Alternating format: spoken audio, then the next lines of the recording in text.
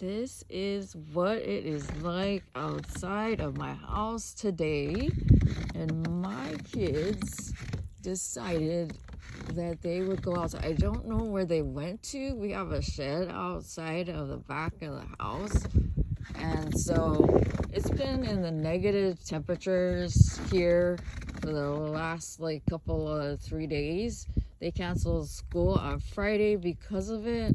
So it's been definitely chilly, and it has not been fun at all. So yeah, it's Sunday, and yeah, not fun. This is what it looks like on the inside, and the outside is now on the inside of my house, because this is all frosted over. And actually, I think because we don't have a storm door on our back door, we're losing heat out of our place of our rental. And so the utilities have been, I think, higher than normal. But so they canceled school on Friday because Oklahoma doesn't necessarily deal very well with the ice and snow, which I found out on Monday, because it took me over an hour to get to school to drop him off. And then it was okay getting home, but they ended up deciding to cancel school on Friday. They sent a text and blah, blah, blah, all that stuff. And they're already I saw scrolling across the games that were on TV. The football games were on TV last night. They had scrolling like, Sunday schools that were closed and on Sunday, and then of course Monday is a holiday, so some things are going to be closed anyway. But they're already deciding like what schools in the Oklahoma City metro area is going to be closing and all of that stuff. I can hear my kids outside, but I don't know exactly where they are. They are bundled up. They have gloves, hat, scarves, and they're wearing a coat and sweatshirt on. So they are bundled up and everything, but obviously I think they're on the other side of the house. I'm not gonna like wander around because my joints are not having this weather at all. But yeah, so I just wanted to make this short little video to show you what it's like right now here where I am at in Oklahoma. And that with my youngest, this is his first time really seeing like snow like this and ice and weather like this, and he is I think he's really enjoying the experience.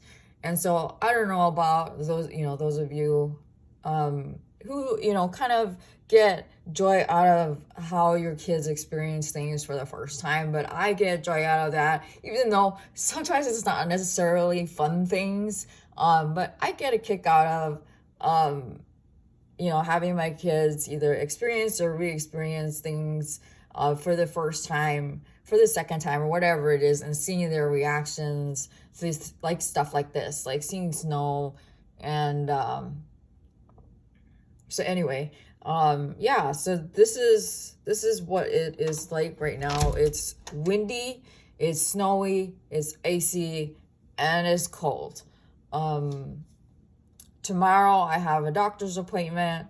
Tuesday I have a doctor's appointment, and all of the weather reports are saying that it's going to be in the negatives, and there will probably be snow. So, and then of course it's going to be in the 40s and stuff later on in the week and whatever. So, yeah, definitely not having a good time. My appointment tomorrow is I think it's at 9:30. So I'll probably put out a longer video then. I wanted to do something fun and interesting today, but I don't think I'll be able to do it physically. Hold on one second.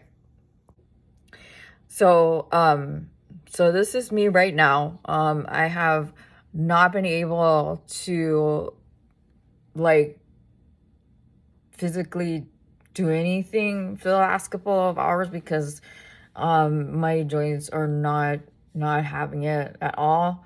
And like yesterday, actually, I ended up losing my voice for a period of time, and because of the weather. Oh, I see them now. Let me show you. So there they are. They must have taken a walk. I'm wondering if they went like to the pond or something, but I did tell them, please don't stay out too long. And my oldest, yesterday we had left the house to pick up some groceries, and he thought he was going to leave the house in just sweats and Crocs with no socks. And I made him change, and I got the death look all the whole time we were shopping. But, you know, as a mom, you gotta make your kids sometimes do things they don't want to do. So they are back. Okay, so the kids came back, and they ended up going to the pond that's nearby my house, which is like maybe a 5-minute walk. But my oldest knows because I've pounded it into his head when we were in Minnesota, and obviously as of recent, do not step on the ice. Even if you think it might hold you, do not check to see if it will hold you. But they wanted to, my youngest wanted to see like how thick the ice was, and or if the pond was frozen over or whatever. But my oldest like, nope, we're not gonna do that. And so my youngest decided instead just to throw rocks at the pond to see what would happen. So apparently that investigation went well.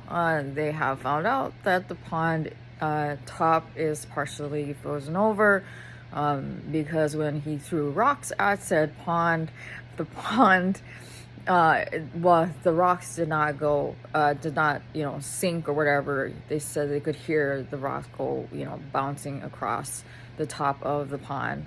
Although I'm pretty sure, even though it's been sub-zero temperatures for the last maybe 3 days, it's been warm enough where I think on Thursday, maybe Wednesday, I think it was it got up to 52, 53. So the water is definitely going to be warm enough where it won't be more or cold enough to go far enough to hold anybody. So,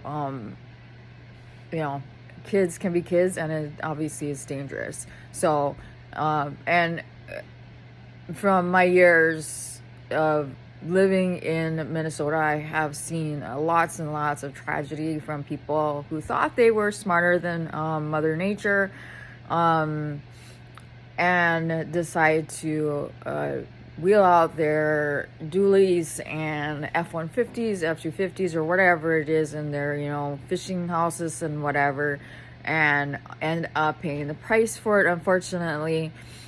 And, their trucks and fishing houses go through the ice. So always make sure that, number one, you're paying attention to the weather, and number two, do not try and test the ice because it's not safe.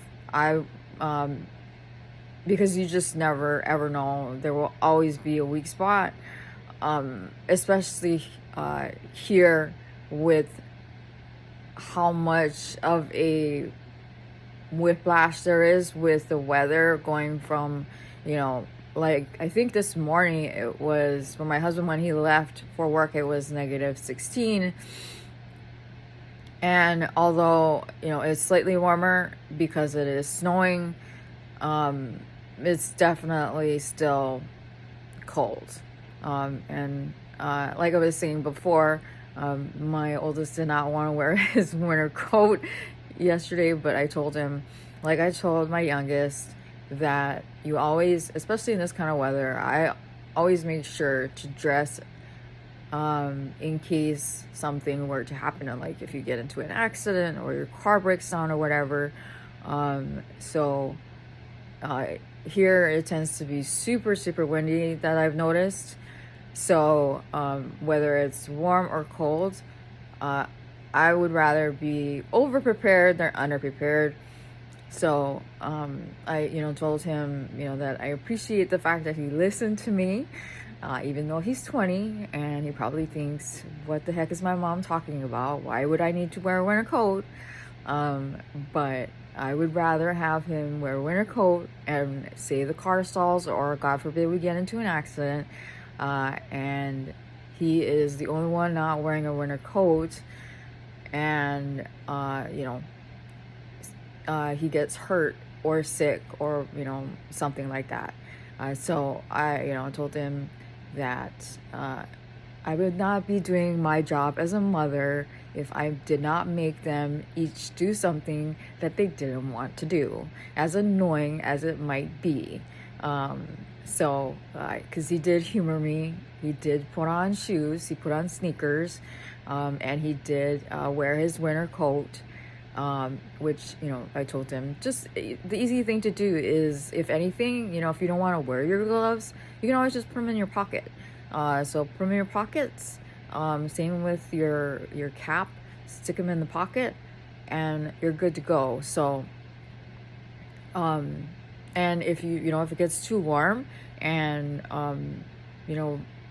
whatever, you can always just take the coat off, but you can't have something that you don't have. So yeah.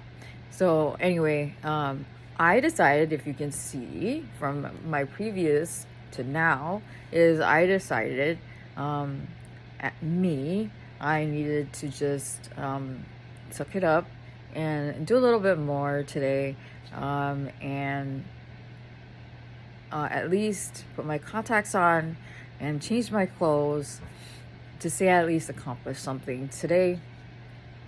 So I did. I made sure my kids were bundled up before they left the house because they wanted to go out, which I have no objection to that. Who am I to say don't go outside? And number two, to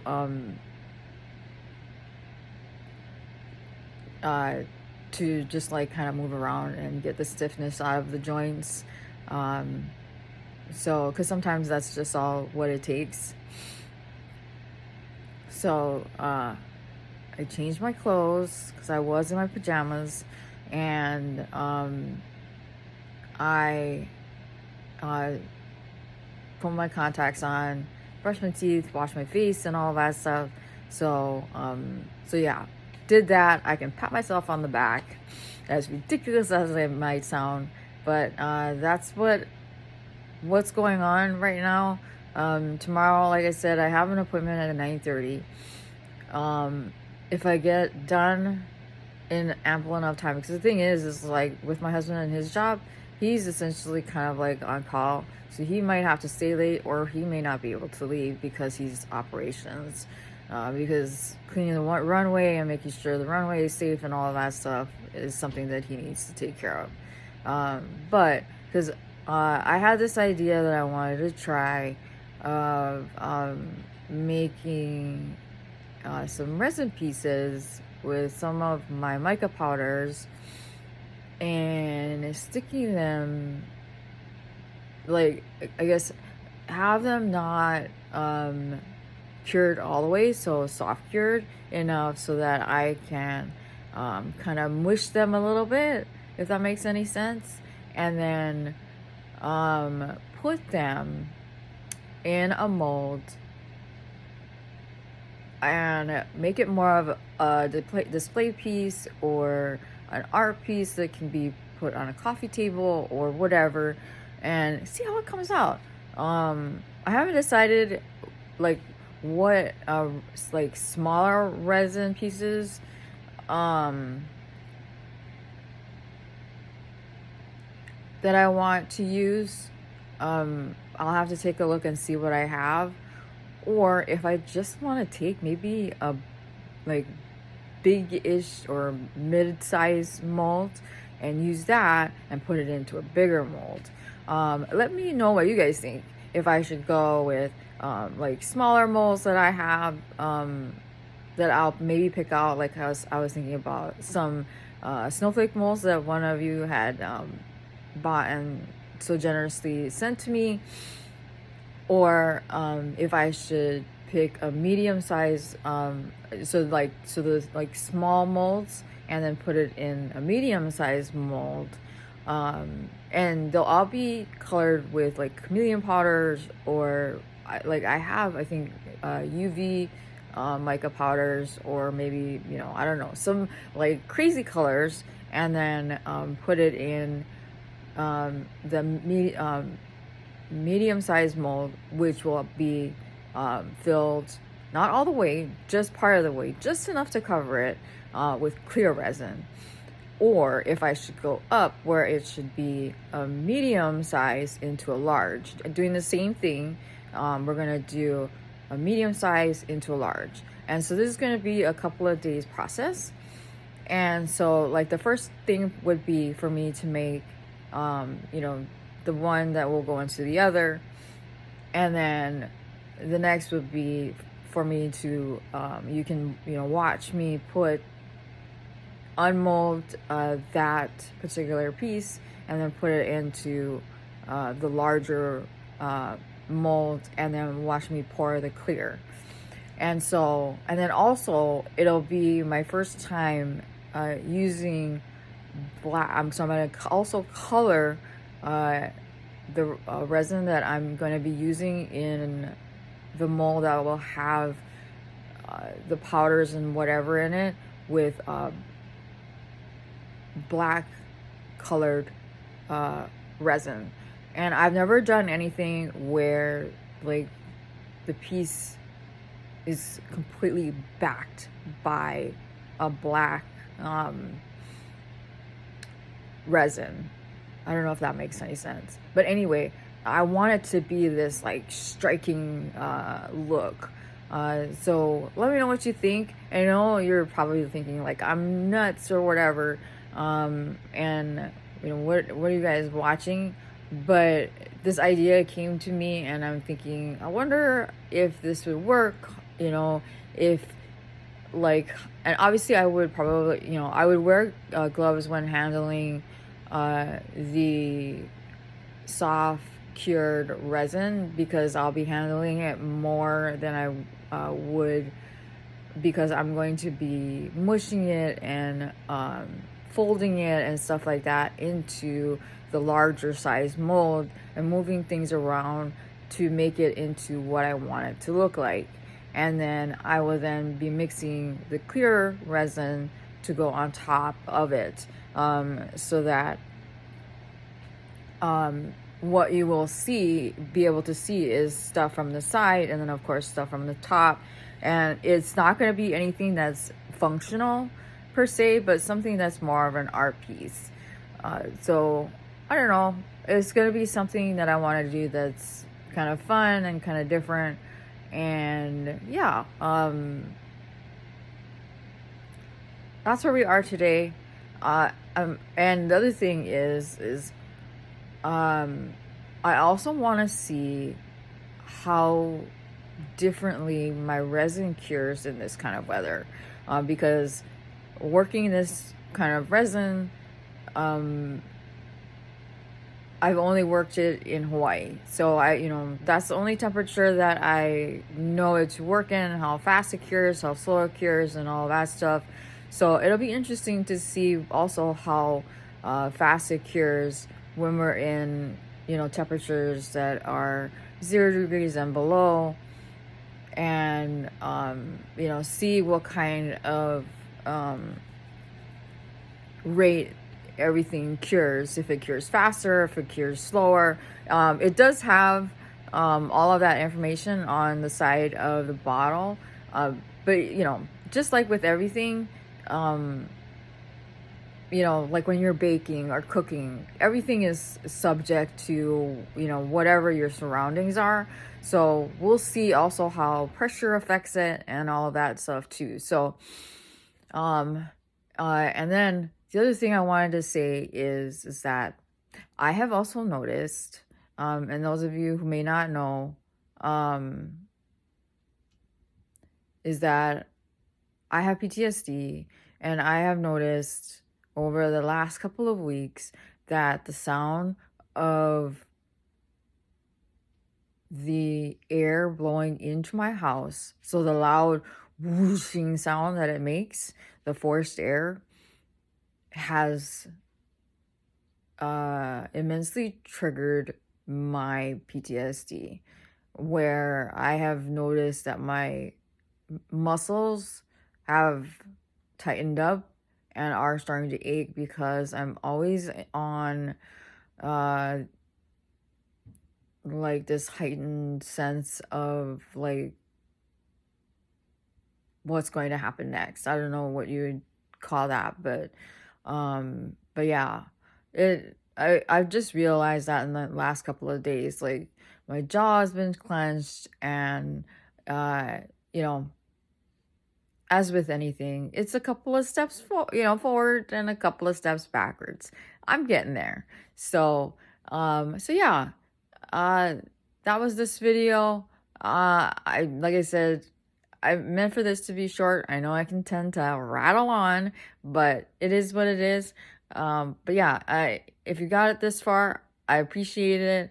And if you haven't subscribed to me yet, I would appreciate it if you have, or if you do. And then also give this video a thumbs up, leave a comment below, hit the notification button so you can see my videos when I post them.